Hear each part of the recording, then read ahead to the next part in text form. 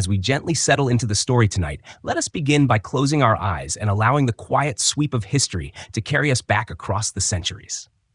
Imagine the wind across the great open plains of Central Asia, where the horizon seems endless and the earth meets the sky in a vast expanse of grassland.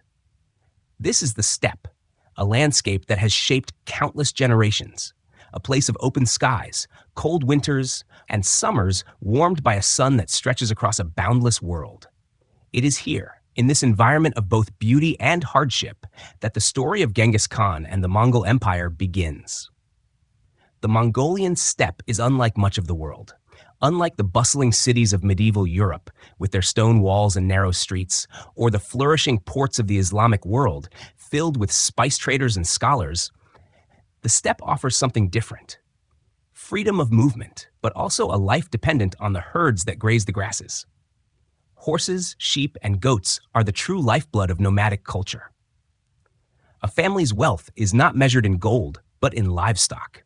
The ability to move swiftly, to find new pastures, and to endure harsh climates made these people both resilient and uniquely suited for the challenges of conquest. This environment would shape a boy named Temujin, who would one day become known to the world as Genghis Khan. As we drift through the centuries in our thoughts, we might pause to imagine what life was like for a child growing up on these plains in the 12th century. There were no palaces or schools in the way that we might imagine. Instead, life was lived in circular felt tents called gurs, which could be taken down and moved as herds sought fresh grazing grounds. Meals were simple but nourishing, consisting of dairy, meat, and broth. Horses were companions, transport, and tools of war. From an early age, children were taught to ride, to hunt, and to survive in an often unforgiving environment. These early experiences were not merely cultural traditions, but necessary skills that shaped the character of every steppe family. The Mongols were not a unified people when Temujin was born, around the year 1162. They were divided into numerous tribes, often hostile to one another, with shifting alliances and rivalries. This constant conflict meant that power was fragile, and survival often depended on one's ability to forge bonds of loyalty and trust. It was a world of uncertainty, where betrayal could come suddenly, and where leadership meant balancing generosity with authority. In this fractured world, Temujin's early years were marked by hardship. His father was poisoned when Temujin was still young, leaving his family vulnerable. Cast out by their tribe, they survived by foraging in the wilderness. These struggles would leave a deep imprint on him, shaping his understanding of loyalty, resilience, and the costs of betrayal.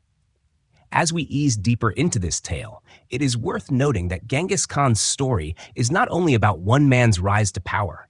It is also about how an empire emerged from the open plains of Mongolia to stretch across much of Eurasia, reshaping the world in ways still felt today. The Mongol Empire would become the largest contiguous land empire in history, linking east and west in unprecedented ways. It would enable the exchange of goods, ideas, technologies, and even diseases across continents. The Silk Road, which had long been a fragile network of trade routes, flourished under Mongol rule, connecting China, Persia, the Middle East, and Europe in a system sometimes called the Pax Mongolica. But let us not rush too quickly to the height of empire. For now, it is enough to remember that Genghis Khan's story begins not with grandeur, but with vulnerability. His life reminds us of how fragile beginnings can become the seeds of transformation. Out of the solitude of the steppe, out of loss and exile, emerged one of the most influential figures in human history. The story of Genghis Khan is one that invites us to think not only of battles and empires, but of the textures of daily life. Imagine the clatter of hooves as a Mongol caravan crosses the grasslands. Picture the sounds of a shaman's drum echoing at night, calling upon spirits for guidance. Consider the way felt tents glowed softly with the light of fires, as families shared warmth during long winters. These details remind us that behind the sweeping drama of empire are human lives, lived in rhythm with the seasons and the land. As we prepare to journey through this history, we will explore the world before Genghis Khan, the childhood of Temujin, the trials he faced, his rise to leadership, and the forging of alliances that made conquest possible. We will follow the Mongol armies as they moved across Asia, building an empire that astonished contemporaries and puzzled later historians. We will consider the administration of this vast realm, the role of trade and culture, and finally, the lasting legacy of Genghis Khan's vision. In tracing this story, we also touch upon universal themes: the fragility of power, the importance of loyalty, the way environment shapes human destiny, and the way individuals can leave marks upon the world that ripple across centuries. These themes, when viewed gently and thoughtfully, remind us of how interconnected the past and present truly are. As the night deepens, let this introduction be an invitation to drift calmly into the story of Genghis Khan and the Mongol Empire. We will move slowly, carefully, and with a sense of wonder. And as we do, we will find that history is not a dry record of dates and battles, but a living narrative, one that still resonates, one that can accompany us into the quiet of sleep. As we begin our journey through the life of Genghis Khan, let us first pause on the quiet grasslands where his earliest memories unfolded. It is in this space, amid the endless horizon of the Mongolian steppe, that the boy Temujin lived his childhood. The 12th century was a time of both promise and danger here.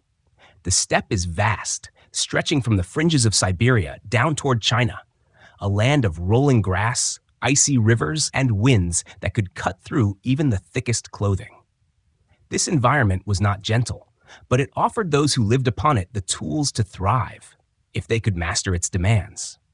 Temujin was born around the year 1162, although the precise date remains uncertain, as Mongol traditions did not record time in the same way as other civilizations. His family belonged to the Borjigin clan, a noble lineage, though at his birth it was not clear how much this noble status would protect or provide for him. His father, Yasuge, was a respected leader who commanded loyalty among his people. His mother, Hoelun, was a figure of quiet strength, and she would become a defining presence in Temujin's early life, particularly after tragedy struck. Daily life for a child on the steppe was centered on survival and responsibility. From a young age, Temujin would have learned to ride horses with an ease that astonished outsiders. For the Mongols, the horse was not simply an animal, but an extension of the self. Children rode before they could walk confidently, and they learned to guide herds across long distances, shoot arrows from horseback, and endure the cold with minimal shelter. Their homes, called gurs, were circular tents made from felt, wood, and rope, designed to be taken down and moved swiftly. Life was mobile, tied to the needs of livestock and the rhythms of the seasons. Meals reflected the pastoral economy. Dairy products such as fermented mare's milk, yogurt, and cheese were staples, while meat was eaten according to necessity. Salted broth warmed cold evenings, and dried meat provided sustenance during long migrations. To an outsider, this diet might appear sparse, yet it gave the Mongols the strength and endurance that would later astonish armies across Eurasia. Temujin's father Yasuge hoped to secure alliances for his son's future, as political connections were essential for survival in the fractured world of Mongol tribes. When Temujin was only 9 years old, his father took him on a journey to the family of Berte, the girl who would one day become his wife. This was common practice. Marriages served as bonds between clans, stitching together fragile networks of trust. But fate intervened. On the return journey, Yasuge was poisoned by enemies who offered him a drink laced with toxins. He soon died, leaving his family in an extremely vulnerable position. Without the protection of a strong male leader, Temujin's family was cast out by their clan. His mother, Hoelun, suddenly bore the burden of raising her children alone in an unforgiving land. Foraging for roots, berries, and even rodents, the family scraped together survival in the wilderness. This harsh period of exile impressed upon young Temujin the brutal reality of betrayal, the fragility of alliances, and the importance of resilience. He came to understand that leadership was not given. It had to be claimed and defended. Despite the struggles, there were also moments of quiet teaching. Hoelun instilled in her children a sense of endurance and determination. She reminded them that strength did not lie only in force, but in unity and loyalty to one another. Temujin also observed the practices of the Mongol shamans who guided communities with spiritual insight. They believed the eternal blue sky, called Tengri, watched over human affairs. These ideas would resonate with him as he came to see his destiny intertwined with divine favor and cosmic order. As we drift further into his childhood story, it is worth reflecting on the duality of his early years. On the one hand, Temujin knew the fleeting comfort of clan life, where leadership and lineage offered protection. On the other, he felt the sting of abandonment, hunger, and fear. These two experiences, the brief stability of privilege and the long hardship of exile, shaped a boy who would grow into a man of extraordinary determination. It is important, too, to notice the environment in which this boy grew. The vast steppe was a school unlike any other. Its open skies demanded adaptability. Its winters taught patience. Its summers demanded quick decisions about when to move herds or where to settle. In this classroom of nature, Temujin learned lessons that no palace or university could have provided. And so, as we leave this chapter of his life, we find the young Temujin standing on the threshold of leadership, though he did not yet know it. His father gone, his family struggling, and his people's loyalties fractured, his world was fragile. Yet within this fragility lay the seeds of his resilience. These early years, filled with hunger and hardship, gave him both the scars and the strength to become the man history would later call Genghis Khan. As the night deepens, let us hold on to this image, a boy on horseback, silhouetted against the endless horizon of the Mongolian steppe, uncertain of his future, but already carrying the weight of destiny. As we move gently into the next stage of Temujin's life, we follow him beyond the innocence of childhood into a period marked by trial, uncertainty, and exile. His father's death, the betrayal of his clan, and the struggles of survival had left Temujin and his family in a precarious position. To understand this chapter, it is important to imagine what it must have felt like to live on the fringes of society, cut off from the networks of support that were so vital in a world of shifting tribal loyalties. The death of Yasuge left the family exposed. Among the Mongol tribes, leadership was respected but also contested, and without a strong hand to hold their loyalty, the Borjigin clan abandoned Holun and her children. Such an act reveals much about the volatility of steppe politics. Authority was fragile, dependent less on inherited power and more on the constant ability to protect and provide. The desertion was a harsh lesson for Temujin. Those who had sworn loyalty to his father could abandon that oath without hesitation when the balance of power shifted. The family's exile was marked by hardship. They had to forage for food, gathering roots, berries, and fishing in frozen rivers. They lived in isolation, cut off from the rhythms of communal life, where clans usually moved together, herded together, and supported one another in times of scarcity. Temujin learned from this isolation that survival was not guaranteed by numbers alone, but by resourcefulness and resilience. His mother's strength remained the anchor. Holun taught her children that endurance was more valuable than despair, and that the bonds between siblings could serve as their greatest protection. Yet exile was not only a matter of physical survival. It also carried with it the dangers of hostility from rival groups. Temujin's youth was marked by encounters with enemies and betrayals that tested his character.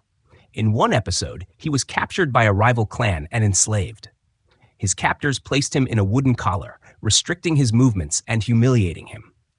Such treatment could have broken his spirit, but instead it reinforced his will to escape. With the help of a sympathetic guard, Temujin broke free and returned to his family. Experiences like this taught him the precarious nature of trust, but also the importance of recognizing loyalty, even in unexpected places. There were also personal struggles within the family itself. Competition between siblings sometimes turned violent as scarcity sharpened rivalries. Temujin's half-brother, Bektair, once attempted to assert dominance over the family's resources. In the heat of conflict, Temujin and his younger brother Khasar killed Bektair. While tragic, the event demonstrates the severity of survival pressures and the difficult choices forced upon the young. It was an act that haunted him, but also an indication that he was willing to make hard decisions to preserve the unity of his core family. In this period, Temujin also began to form the bonds that would later define his rise. Though he was without a strong tribal base, he sought out friendships and alliances. Among them was a boy named Jamuka, who became a close companion.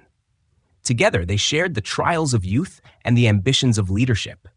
The two swore brotherhood in a ritual that carried immense significance among the Mongols. They exchanged gifts and pledged loyalty, binding themselves by honor.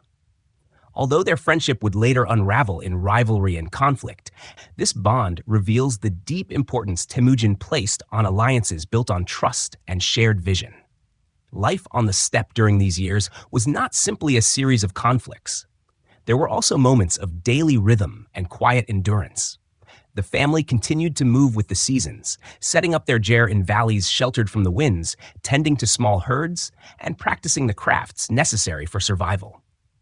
Hunting trips provided both food and training in the skills of war. The bow was an extension of the body, and Temujin learned to handle it with accuracy while riding at full speed. The horse, too, was a constant companion, giving him mobility that would one day translate into military advantage. Spiritually, Temujin's worldview was shaped by the belief in Tengri, the eternal blue sky, and the spirits of the land. Shamanic rituals, performed with drums and chants, connected the Mongols to a cosmos filled with unseen forces. These beliefs offered both comfort and a sense of destiny, persuading many that their lives were guided by powers beyond their control. For Temujin, this spiritual framework gave meaning to his survival, a sense that his endurance through suffering was not random, but part of a larger unfolding plan. As we reflect on this chapter of Exile, it is clear that the trials Temujin endured did more than threaten his survival. They shaped his vision of leadership. He came to see that leadership was not about inherited power alone, but about the ability to inspire loyalty, to enforce discipline, and to reward those who stood by him even when others fled. His later policies of promoting men based on merit rather than lineage can be traced back to these years, when he experienced firsthand the betrayal of those who valued bloodlines above trust. In the quiet of night, when we picture the young Temujin gazing at the stars over the open steppe, we might imagine him pondering his place in the world. Alone, exiled, and betrayed, he could not yet have foreseen the vast empire that would one day carry his name. Yet the resilience he built in these years, the lessons he learned about loyalty and betrayal, and the skills he honed in survival formed the foundation for everything to come. Temujin's exile was not the end of his story. It was the crucible that forged his character. Just as iron is strengthened by fire, so too was his spirit tempered by hardship. And as we drift through this chapter, we can sense that even in the silence of exile, the first echoes of empire were beginning to take shape. As we continue to follow Temujin's journey, we find him emerging from the long shadows of exile and beginning to weave the fragile threads of alliance that would one day become the fabric of his power. Having survived abandonment, hunger, and captivity, he now turned toward the task of finding companions, building trust, and creating bonds strong enough to withstand the turbulence of steppe politics. For in a world defined by clan rivalries and sudden betrayals, no one could rise alone. Brotherhood was not simply companionship, it was survival. One of the earliest and most significant of these bonds was with Jamuka, his childhood friend. Their relationship began in innocence, two young boys sharing the struggles of youth, swearing loyalty in the sacred ritual of Anda, which meant blood brother. This ritual carried enormous weight in Mongol society. It was not a casual friendship, but a spiritual pact. Through the exchange of gifts and solemn vows, each promised to stand by the other as though they were of the same blood. For Temujin, who had known abandonment, this pledge must have offered a deep sense of security. Brotherhood in the steppe world was often as important as kinship, sometimes more so, because it was chosen. Unlike family ties, which could be strained by rivalry, brotherhood bonds were formed through mutual respect and trust. In time, these brotherhoods extended into broader alliances with warriors and clans who would rally around Temujin. He learned early that generosity was essential to cementing loyalty. A leader who shared the spoils of hunting or raiding could attract men more effectively than one who hoarded wealth. Temujin's reputation grew not because of inherited prestige, but because he rewarded loyalty with fairness. We should pause here to imagine what such gatherings might have looked like. On the wide steppe, a camp of Gurs would circle together for protection. Fires glowed inside and outside. Men shared meals of roasted meat while horses grazed nearby. Songs carried on the wind, accompanied by the hum of the morin kur, the horsehead fiddle. Amid this atmosphere, Temujin spoke of unity and fairness, promising that those who served him would be valued regardless of their birth. For many warriors, weary of constant tribal feuds, his vision offered hope of stability. Temujin also forged a significant bond with Berte, the woman he married in his youth. Their marriage had been arranged earlier by his father, but it was more than political convenience. Berte became his partner in both domestic and political life.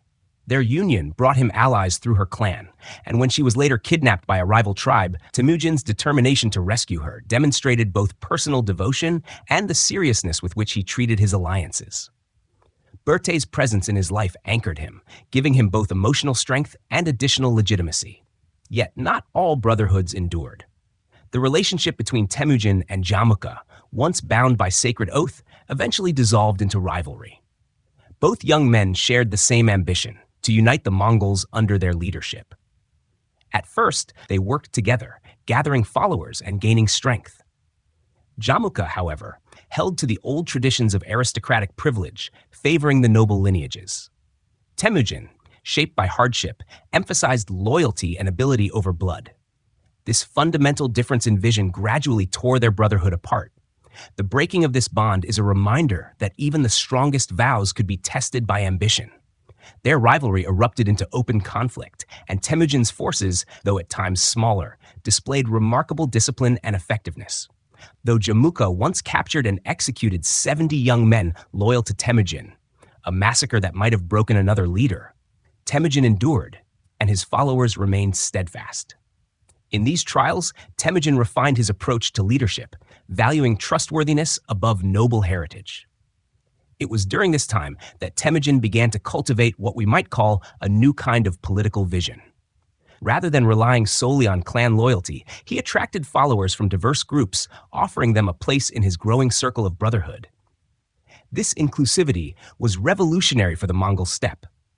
Warriors who might have been excluded in other tribes found opportunities under his banner. His system was not without hierarchy, but it rested on a foundation of shared purpose rather than rigid birthright. The significance of these early alliances cannot be overstated. From them, Temujin built the foundation of an army whose loyalty was personal, not tribal. From them, he forged a vision of leadership that transcended old divisions. And from them, he gained the confidence to pursue his greater aim, the unification of the Mongol tribes into a single, powerful force. As we allow these images to settle in our minds, picture Temujin seated with his closest companions beneath the vast blue sky. Around him, men of different backgrounds share food, laughter, and solemn vows. Horses stand tethered nearby, ready for the journeys ahead. In this circle of brotherhood, we see the beginnings of an empire not yet born, but already stirring in the loyalty of a few. Reflecting on this chapter, we may sense that the bonds Temujin formed were not simply stepping stones to power, but expressions of his belief that unity could overcome division. He understood that trust, once established, could carry men farther than fear alone. Though some bonds broke, others endured, and together they formed the web that would support the rise of Genghis Khan. As the night deepens, let us drift with this thought, that even the greatest empires often begin not with vast armies or golden crowns, but with quiet promises shared between companions under the open sky. As our story drifts further across the steppe, we come now to the period in which Temujin, hardened by exile and strengthened by the bonds of brotherhood, set his sights on a greater goal, the unification of the Mongol tribes. This was no simple task. The 12th century steppe was a place of constant tension, where clans raided one another, alliances shifted like sand, and old rivalries resurfaced with every season. To draw together such a fractured world required not only strength, but also vision, patience, and a keen sense of human nature. The tribes of Mongolia were fiercely independent. Each was led by its own chieftain, or Khan, who ruled by both lineage and reputation. Raiding neighbors for livestock was an accepted practice, and loyalty was often temporary, given in exchange for immediate rewards rather than long-term promises. Many leaders sought dominance, but few could hold it. Temujin's challenge was to convince men that his leadership offered something more enduring, something that transcended short-term gain. One of his most effective strategies was meritocracy. Unlike many tribal leaders who favored the aristocracy, Temujin promoted men based on ability and loyalty. This approach drew disaffected warriors from across the steppe to his side. A shepherd who proved himself brave in battle could rise in rank, just as a nobleman could fall if he betrayed trust. This radical fairness became a hallmark of his leadership, setting him apart from rivals. Temujin also understood the importance of law. In a world where custom often determined justice, he began to establish clearer rules to govern conduct among his followers. These early efforts would later develop into the yasa, the legal code that shaped the Mongol Empire.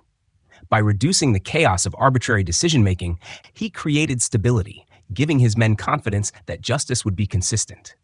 But uniting tribes required more than policies. It required action. Temujin waged a series of campaigns against rival clans, each victory both weakening his enemies and strengthening his reputation. The capture and rescue of his wife, Berte, from the Merkit tribe was one such turning point. When Berte was abducted, Temujin called upon allies, including his Anda Jamuka, and together they launched a campaign to retrieve her. Though the alliance with Jamuka would later falter, this episode demonstrated Temujin's ability to rally forces and act decisively, winning both personal and political victories. The rivalry with Jamuka eventually defined much of this stage. At first, their shared bond seemed unbreakable. Yet as both sought leadership, their differences became insurmountable. Jamuka's adherence to traditional aristocracy alienated many, while Temujin's fairness attracted those of humbler origins. Their armies clashed in a bloody confrontation. Jamuka emerged victorious in one of their early battles, reportedly executing 70 young men loyal to Temujin in a gruesome display meant to intimidate.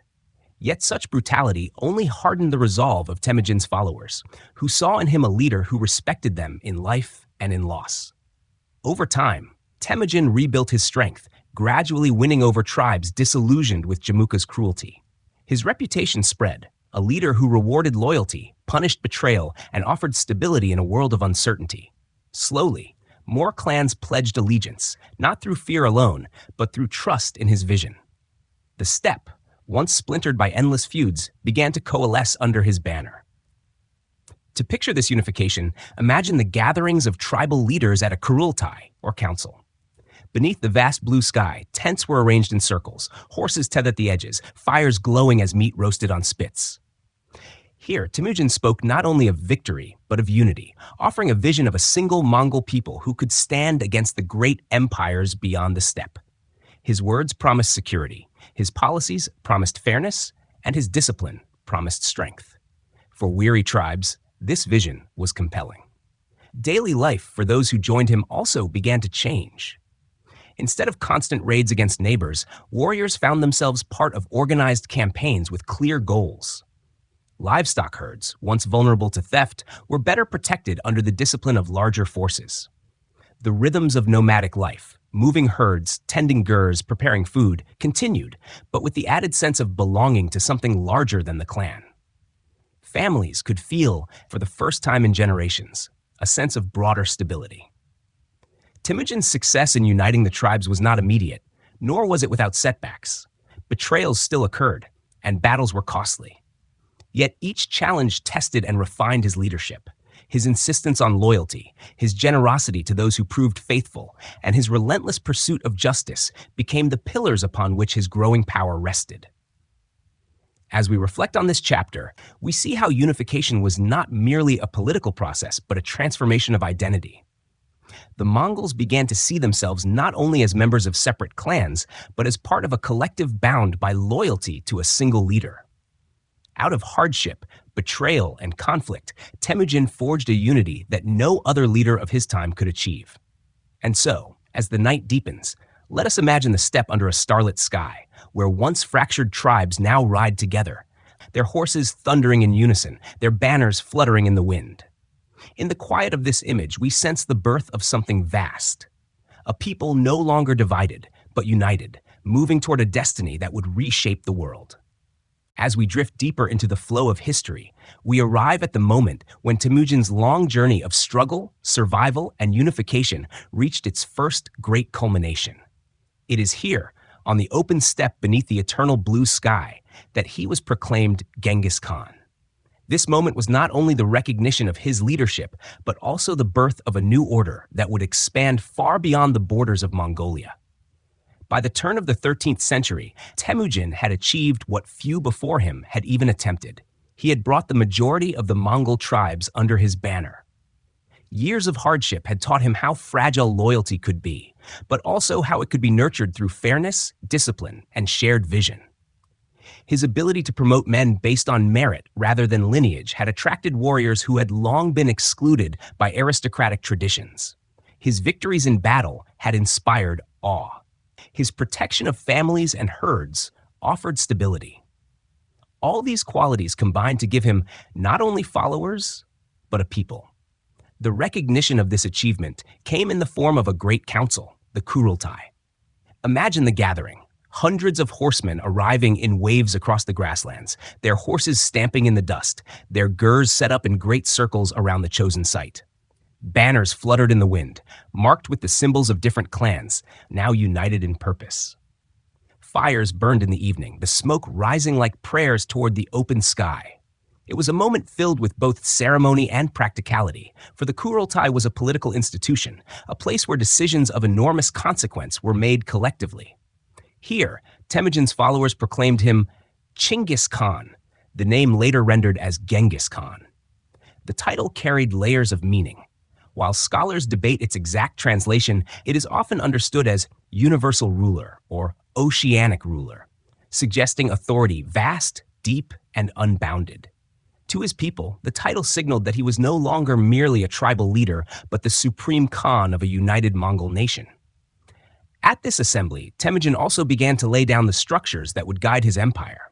He formalized the yasa, the body of laws that had begun to take shape in earlier years. These laws were practical, covering matters of military discipline, theft, betrayal, and even the treatment of animals. They also reflected his belief that order and justice were essential for stability. By insisting on obedience to the yasa, Genghis Khan created a sense of shared law that transcended clan loyalties. Equally significant was his reorganization of the Mongol military. Rather than relying on tribal divisions, he established a system of units based on multiples of 10, squads of 10 men, hundreds, thousands, and 10,000s. This system broke down old loyalties and replaced them with new ones centered on the Khan himself. A man might fight alongside others from different clans, creating bonds that were personal and imperial rather than tribal. This innovation gave the Mongol army unprecedented cohesion and flexibility. To picture these soldiers, imagine horsemen clad in layers of leather armor, their bows strung with sinew, their quivers filled with arrows. Each rider carried multiple horses, enabling them to switch mounts and travel vast distances without tiring their animals. Communication was swift, relayed through signals, flags, and messengers. Discipline was strict, but so too was the sense of belonging. In this way, Genghis Khan forged not only an army, but a brotherhood of warriors devoted to a single cause. Daily life under Genghis Khan also began to change. Families who once feared raids from rival clans now found security in larger collective strength. Herds grazed more peacefully under the protection of unified forces. Markets began to flourish in the safety provided by order. While life in the jair remained simple, meals of meat and dairy, songs sung around fires, the sense of belonging to a greater nation added new meaning to everyday existence. Spiritually, the proclamation carried profound weight. The Mongols believed that the eternal blue sky, Tengri, favored Genghis Khan. Many saw his rise as divinely ordained, a destiny written in the heavens. Shamans blessed his leadership, and rituals were performed to ensure harmony between the people and the spiritual forces of the land. To his followers, Genghis Khan was not simply a man, but a figure through whom cosmic will was expressed. The proclamation also carried messages outward. Neighboring peoples, from the Jin dynasty in northern China to the kingdoms of Central Asia, took note of the emergence of a new power on their borders. At first, they may have dismissed the Mongols as steppe raiders, but the growing unity and discipline under Genghis Khan suggested something far greater was unfolding. As we reflect on this pivotal moment, we can sense that the proclamation of Genghis Khan was more than a title. It was the dawn of an empire. It marked the transformation of fragmented tribes into a nation, of a man scarred by exile into a ruler chosen by his people, of survival into destiny. And so, as we let this scene settle into our imagination, picture the great assembly beneath the boundless sky. The banners wave, the horses graze, and the voices of the people rise in unison as they acclaim their leader. In that vastness, a new vision takes shape. A ruler who sees beyond the horizon, carrying his people toward a future that would reshape the world. With his authority secured and the tribes united under his banner, Genghis Khan now turned his attention outward. The steppe, vast and sustaining, could no longer contain the ambitions of a ruler whose title marked him as Universal Khan. Beyond the grasslands to the south lay the territories of the Jin dynasty, a sedentary and wealthy empire whose cities stood in sharp contrast to the nomadic life of the Mongols. These lands offered both opportunity and challenge. Immense resources, fortified walls, and a people accustomed to sophisticated administration. It was toward these realms that Genghis Khan first directed the energies of his newly unified nation. The Jin dynasty, ruling over northern China, was wealthy and powerful, but it was not without vulnerabilities. Its rulers depended on a vast agricultural base and a network of fortified cities to maintain their dominance. They also relied heavily on tribute and alliances with steppe peoples, a strategy that often worked to keep nomadic groups divided. Yet the rise of Genghis Khan changed this balance. The Mongols were no longer fragmented tribes willing to trade peace for gifts. They were a disciplined force, bound by loyalty to a single leader and eager for conquest. The first campaigns into Jin territory began around 1205, as raids tested the strength of border defenses. For the Mongols, these early forays were as much about reconnaissance as they were about plunder. Scouts studied the terrain, the fortifications, and the patterns of supply. Genghis Khan himself emphasized intelligence gathering, understanding that knowledge was as powerful as numbers. Unlike many raiders who struck swiftly and retreated, he envisioned sustained campaigns that would bring entire regions under his control. In 1211, the Mongol armies advanced in full force. Imagine the sight. Tens of thousands of horsemen riding in disciplined formations, each man equipped with composite bows capable of extraordinary range and accuracy. The Mongols carried with them not only weapons, but also engineers, many recruited from conquered peoples, who could construct siege engines to batter down city walls. The Jin forces, though numerous, were often less mobile, tied to their fortresses and slower-moving infantry. Against the speed and coordination of the Mongols, they found themselves at a disadvantage. The campaign against the Jin dynasty revealed the adaptability of Genghis Khan's forces. When confronting walled cities, they employed siege tactics learned from captured engineers, constructing catapults and towers to overcome defenses. When facing armies in open battle, they used their classic strategies of feigned retreat and encirclement. These maneuvers, perfected on the steppe, proved devastating against less mobile foes. An army might pursue what appeared to be a retreating force, only to be surrounded by hidden cavalry waiting to strike from the flanks. The Mongols also demonstrated psychological warfare. News of their ruthlessness spread quickly, and many towns surrendered without a fight to avoid destruction. Yet it is important to note that Genghis Khan did not revel in cruelty for its own sake. His punishments were often directed at those who resisted, while those who surrendered could be integrated into his system. Skilled artisans, scribes, and administrators were spared and placed in positions where their talents could benefit the empire. This practice both enriched Mongol society and expanded the Khan's reputation as a pragmatic ruler. Daily life for the Mongol warriors during these campaigns reflected both hardship and discipline. They traveled light, often carrying dried meat and fermented mare's milk as provisions, and relied on their herds for sustenance. Each warrior cared for multiple horses, allowing them to switch mounts during long rides. At night, camps were organized with strict discipline, guards posted, and fires carefully managed.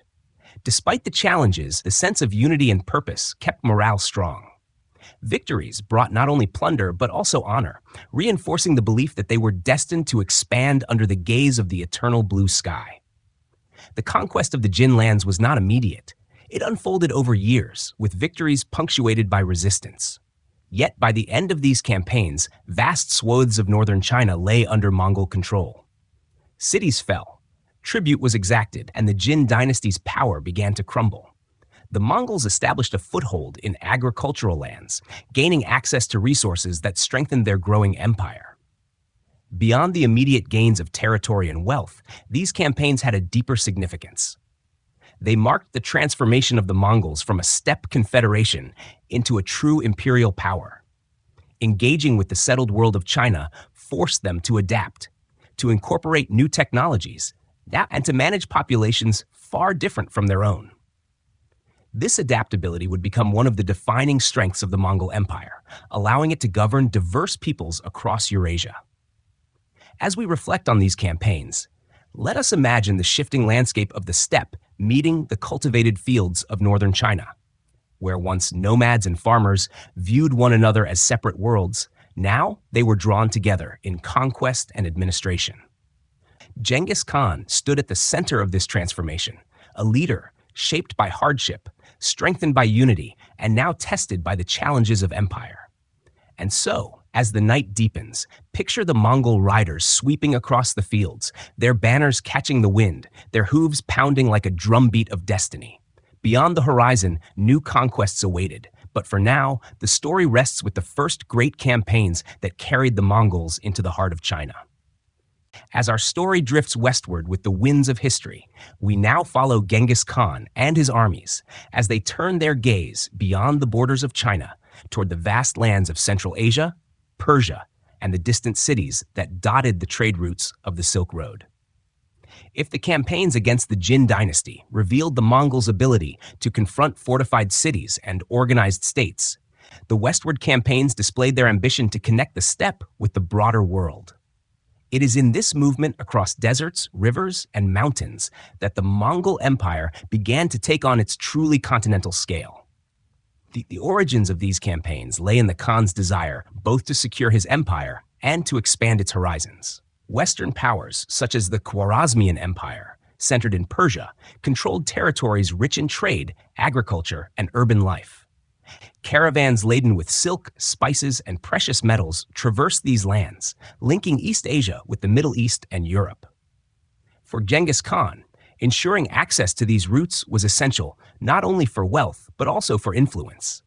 Yet the West was not an easy conquest. The cities of Central Asia had long histories of resistance, and the deserts and mountains that surrounded them posed immense challenges.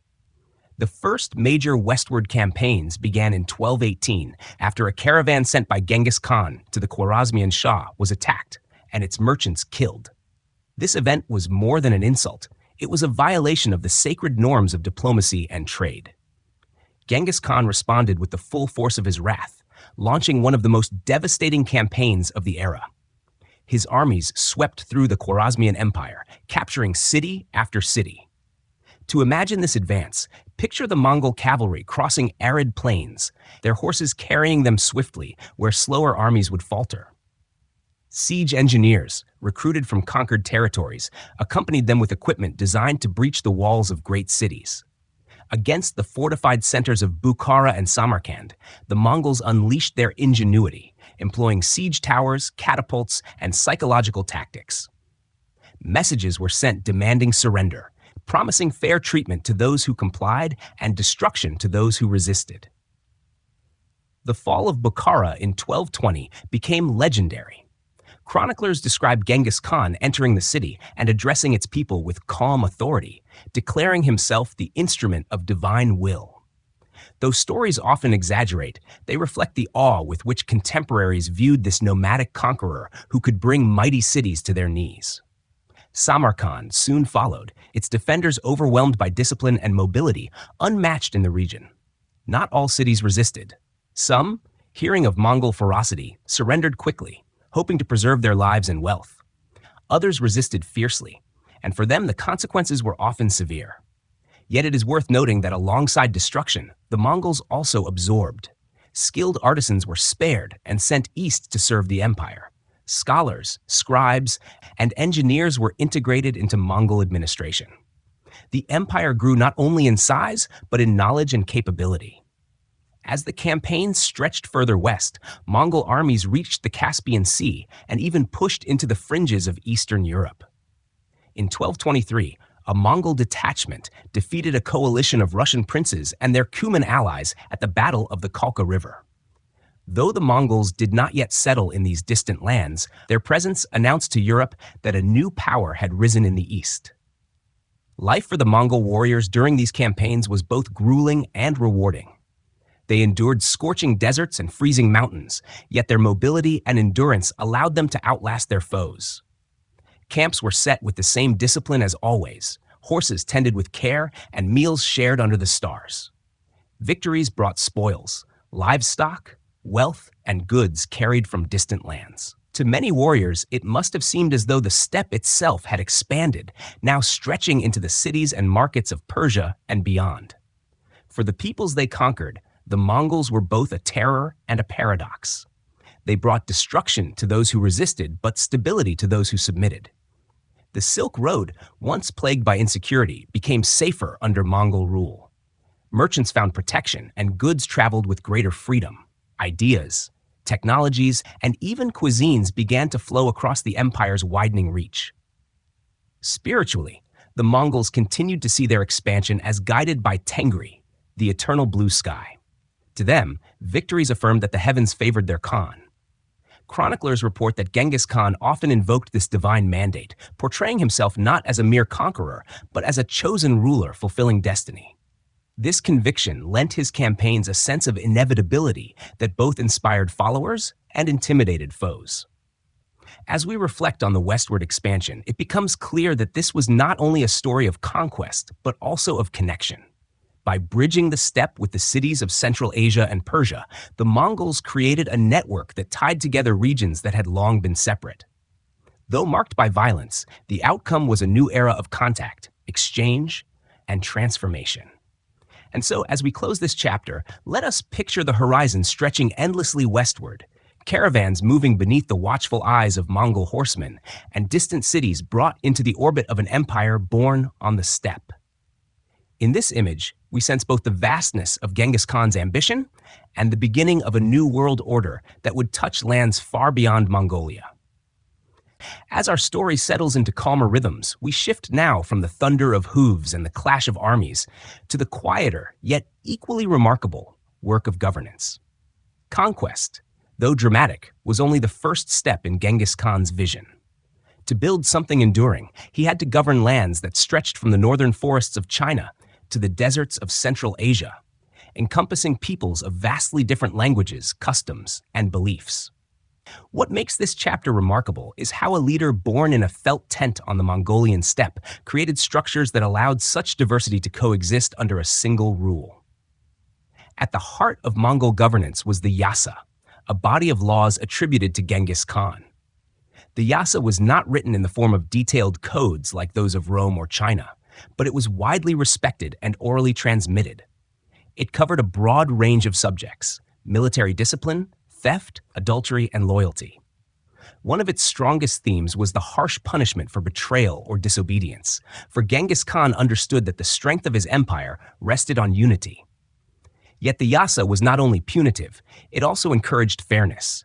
Religious tolerance was protected, merchants were granted safety, and officials were expected to act with integrity. Administration required more than laws. Genghis Khan created an organizational structure that reflected the efficiency of his military. The empire was divided into units overseen by trusted generals and administrators, many of whom were chosen for merit rather than lineage. This principle, first applied to his army, extended into governance.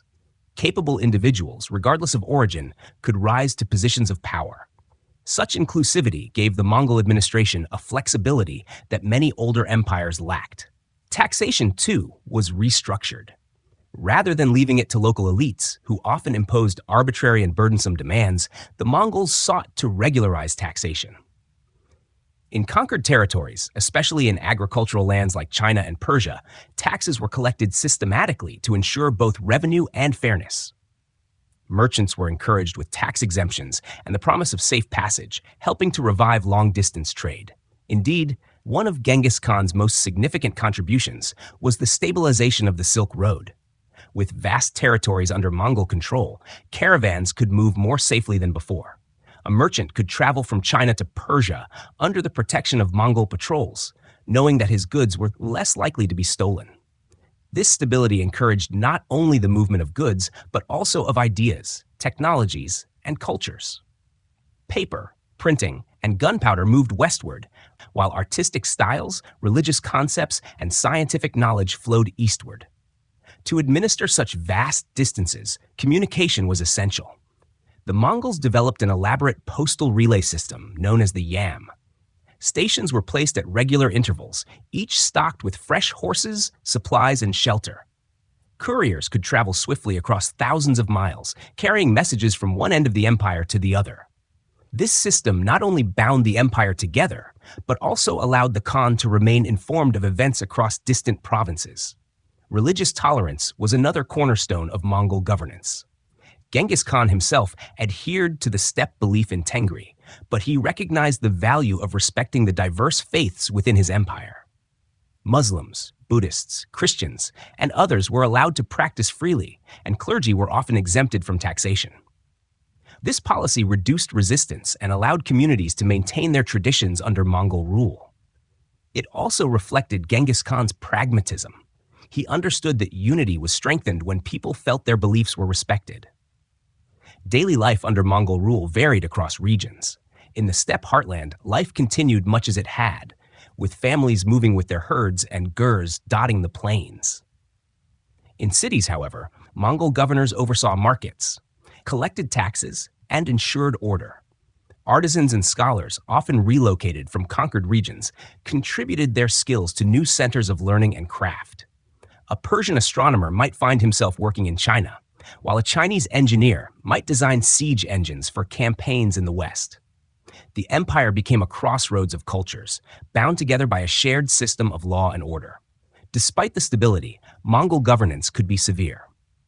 Resistance was met with swift retribution, and cities that defied Mongol authority risked destruction.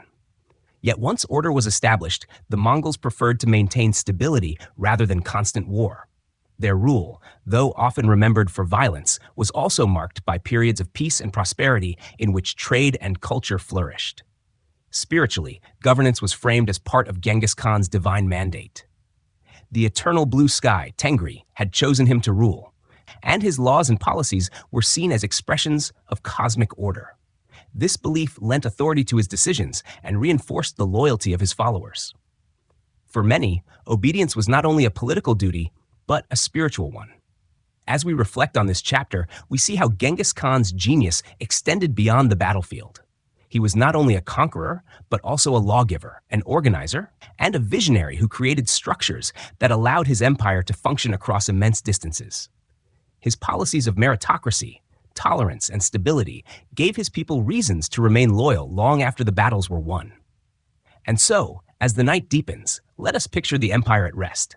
Caravans moving safely across deserts, postal riders galloping between stations, and families in distant lands living under the shared laws of a ruler whose vision reached across continents. In this quiet order, we sense the strength of a leader who understood that conquest alone could not sustain an empire. Only governance could. As we arrive at the final stretch of our journey, we turn our gaze from the life of Genghis Khan as a conqueror and ruler to the long echoes of his legacy. The Mongol Empire, born on the steppe and expanded across continents, did not vanish with his death. Instead, it endured, adapted, and left imprints that shaped the course of world history. To understand his memory, we must consider not only the succession after his passing, but also the ways his rule altered trade, culture, politics, and even the imagination of later generations. Genghis Khan died in 1227 during the campaign against the Western Xia dynasty in northwestern China. The circumstances of his death remain shrouded in mystery. Some chronicles suggest he was injured in battle, others hint at illness or even assassination. The secrecy surrounding his burial reflects the Mongol tradition of honoring their leaders with privacy. According to legend, his body was carried back to Mongolia, and those who witnessed the funeral procession were killed to preserve the secret of his resting place. His grave has never been found, and in this mystery lies part of his enduring aura, a ruler whose presence seemed larger than life in both history and legend. Succession was carefully planned. Genghis Khan had designated his third son, Ogedai, as his successor, ensuring continuity of leadership. The empire was divided into regions among his sons and grandsons, yet all remained loyal to the authority of the great Khan. This division enabled the Mongols to expand further after Genghis Khan's death. Under Ogedai and later rulers, Mongol armies swept into Eastern Europe, advanced deeper into the Middle East, and consolidated control in China. The empire, at its height, stretched from the Pacific Ocean to the Danube River, from Siberia to the Persian Gulf, an expanse unmatched in history. But Genghis Khan's legacy was not only territorial. He reshaped the patterns of trade and communication across Eurasia. The stability created by Mongol rule gave rise to what historians call the Pax Mongolica, or Mongol peace. For nearly a century, merchants, pilgrims, and envoys traveled with relative safety along the Silk Road. Goods flowed with unprecedented freedom. Silk and porcelain from China, spices from India, precious metals from Persia, and textiles from Europe. Along with goods came ideas, scientific knowledge, artistic styles, and religious teachings. The Mongol Empire became a bridge between civilizations, linking cultures that had long been distant. This exchange was not without risk. Diseases, too, traveled along these routes. The Black Death, which devastated Europe in the 14th century, likely spread through the networks opened by Mongol expansion. Thus, the Mongol legacy is complex, blending prosperity with tragedy, progress with peril. Culturally, the Mongols left a mixed memory. In the lands they conquered, they were often remembered with fear, their campaigns marked by destruction and loss. Cities that resisted suffered greatly, and chronicles emphasized the brutality of sieges. Yet in other regions, their tolerance and stability are remembered with respect. Muslim scholars served in Mongol courts. Chinese artisans contributed to Mongol projects. European travelers like Marco Polo marveled at the openness of Mongol society. To those who benefited from the empire's networks, Genghis Khan was not only a conqueror, but also a world shaper.